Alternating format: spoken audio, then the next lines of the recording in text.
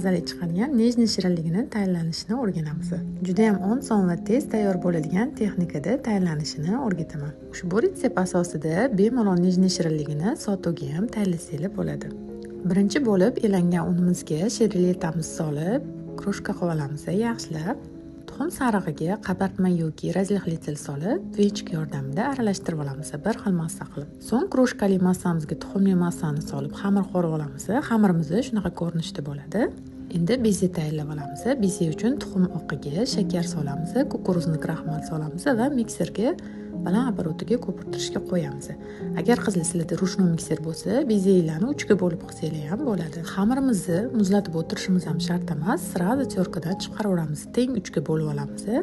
Nejniylarimiz qavati, chunki 3 qavat bo'ladi. Xamirimizni terkadan chiqarib olgandan so'ng bezelarimizni ham suvdan chiqarib olamiz. Bezeni ahamiyat bergan bo'lsangiz, xamirdan 1 sm ichkariroqga chiqarasizlar, chunki pishganda bezemiz ishadi.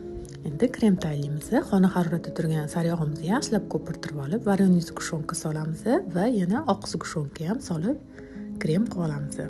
Tayyor bo'lgan go'shtlarimizni ham ketma-ketlikda kremlab olib, ustini xohishga qarab bezatsangiz ham bo'ladi. Men kokosli strushka va fistashka sepib bezatib oldim.